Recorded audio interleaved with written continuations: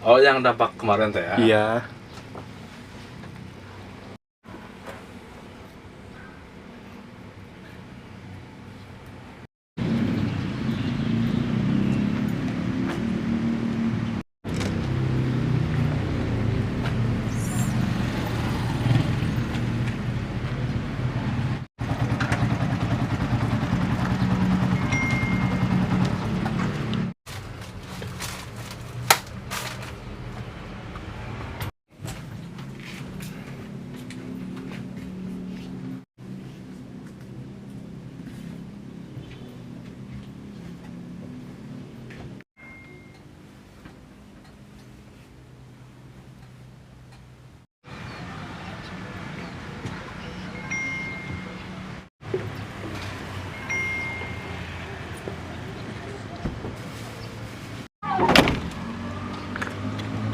Boleh jalan ke depan ah.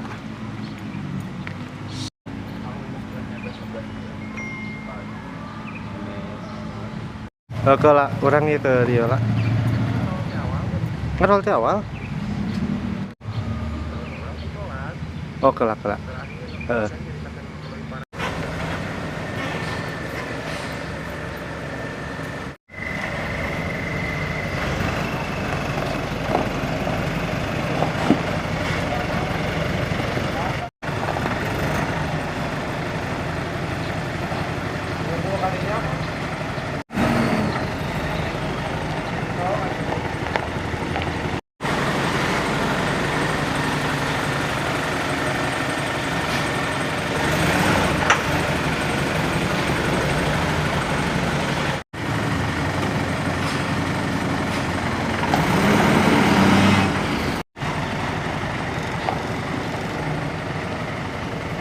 Ya, sebetulnya pemakzulan ini sebagai dampak ya, akibat dari apa yang telah dilakukan SP3JB sebelumnya.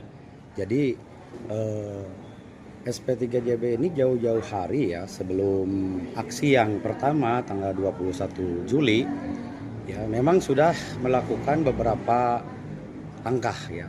Langkahnya yaitu diplomasi. Nah, diplomasi telah kita lakukan dengan beberapa SKPD ya terkait ya, yang memang SKPD ini adalah bisa dikatakan para pelaksana dari SE tersebut ya, Dinas Pendidikan, Pariwisata dan UMKM, terutama Dinas Pendidikan. Nah, akan tetapi kan hasilnya deadlock. Lalu ya karena kita juga bersurat, terus juga ada dari pihak pengusaha terkaitnya juga ada bersurat juga, tapi ternyata tidak direspon. Nah, akhirnya kita laksanakanlah aksi ya, karena itu juga desakan dari para anggota, para pekerja sektor pariwisata seluruh Jawa Barat ya, yang 3 elemen yang selalu saya sebutkan. Ada elemen dari usaha transportasi pariwisata, usaha perjalanan ya, terus juga UMKM sektor pariwisata. Akhirnya kita turun aksi ya pada tanggal 21 Juli 2025. Namun aksinya tersebut juga sama. Bahkan kita meminta waktu itu kan bertemu langsung ya perwakilan dengan Pak Gubernur, tapi Pak Gubernur yang ada di tempat, stakeholder yang ada hanya para bawahannya ya, dan itu pun juga tidak bisa menjawab apa yang menjadi tuntutan kami pada saat itu. Nah, namun setelah aksi jilid 1 dilaksanakan, lalu kami kirim surat ke pihak-pihak terkait lagi ya, yang diantaranya gubernur juga, terus juga ke DPRD Provinsi Jawa Barat itu pada tanggal 25 ya, 25 Juli. Lalu pertanggal 1 Agustus kita juga sampaikan surat ya ke DPR RI dan ke Istana Negara ya, ke Bapak Presiden Bapak Prabowo Subianto ya. Kami layangkan surat terbuka ya, di dalamnya memang ada kalimat-kalimat ya, apabila memang hasilnya ataupun pihak gubernur sebagai pembuat atau penerbit SE tidak dapat memberikan solusi ya, diantaranya adalah langkah kami terakhir adalah itu ya, pemakzulan. Namun kami juga belum menyebutkan ya, saat sebelum aksi jilid 2 ini belum kami menyampaikan secara formal keseriusan kami untuk melanjutkan itu ke pemakzulan. Namun ya pada saat aksi sebelum aksi jilid 2 ya itu ada proses ya. Kami mau turun aksi pada tanggal 25 Agustus 2025. Nah, akan tetapi terkendala sesuatu hal ya yang kami sebut juga, kami berkoordinasi terus dengan pihak pimpinan, dalam ini pimpinan para pekerjanya ya, para pengusaha. Nah, akhirnya ada rekomendasi untuk ditunda, bukan dibatalkan, ditunda. Karena memang salah satu rujukannya adalah untuk memfollow up semua yang telah dilakukan sebelumnya, yaitu adalah surat-surat yang telah dilayangkan ke pihak-pihak terkait untuk mengkonfirmasi ya, dan juga untuk memfollow up tindak lanjutnya ke depan seperti apa. Nah, namun akhirnya kan saat ini yang beredar memang pemakjulan. Ya memang pemakjulan adalah salah satu langkah terakhir kami yang akan kami lakukan. Karena memang dalam klausul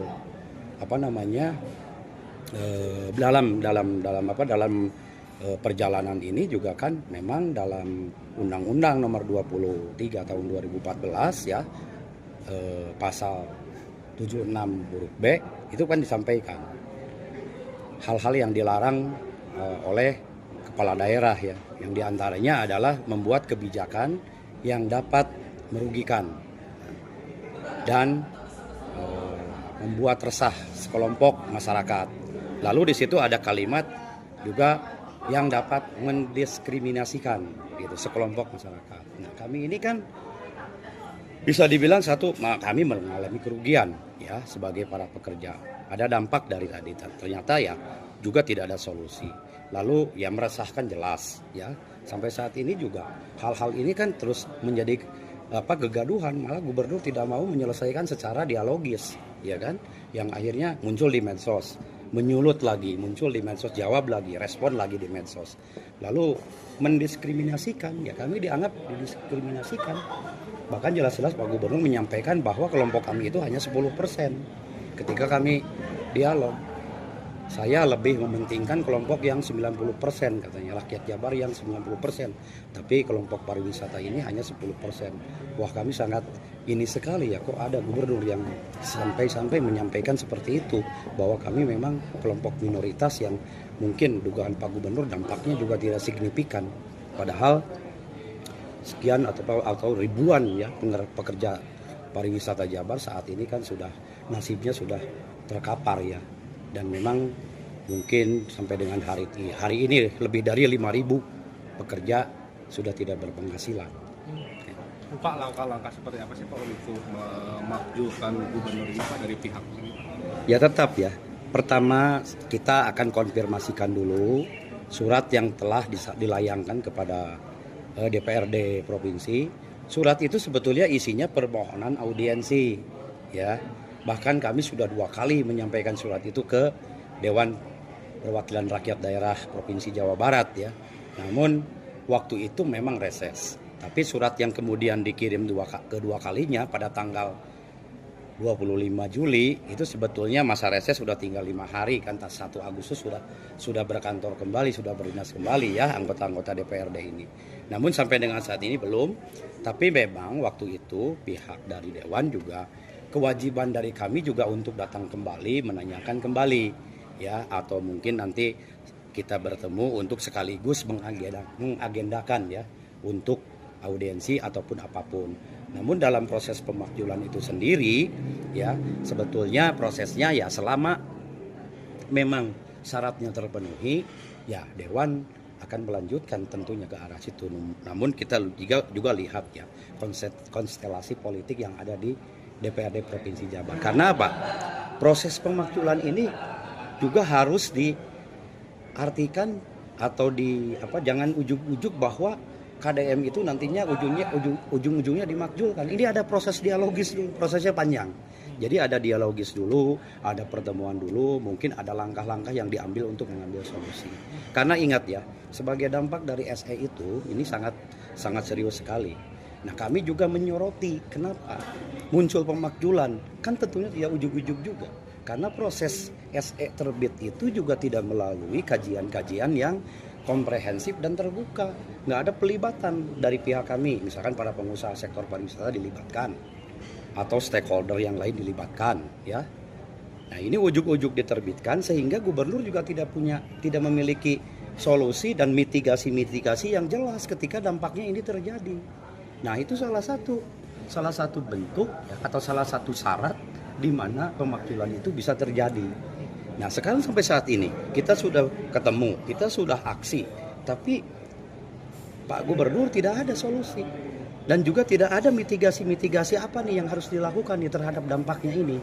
Memang surat tersebut internal untuk sekolah, akan tetapi dampak dari pelaksanaan pemberlakuan surat edaran itu ada dampak ke sektor lain, yaitu sektor kami, ya layanan atau usaha jasa kepariwisataan, gitu. Pak, mungkin hingga saat ini sendiri usul pemakzulan ini sudah masuk ke DPR atau seperti apa?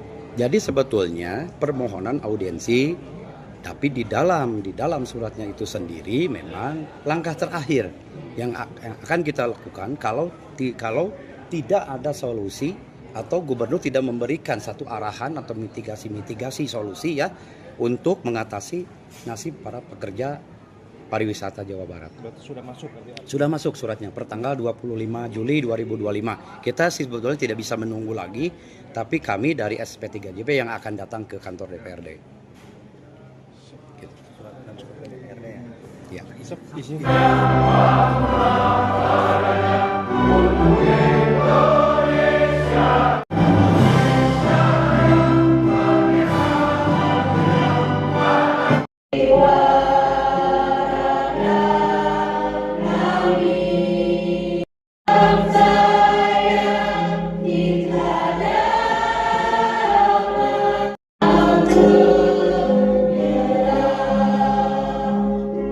Yang terkait lain ada usulan untuk pemakzulan Pak Dedi. Ya, Itu dari pekerja pariwisata Jawa Barat. ya nggak usah dikomentarin ya.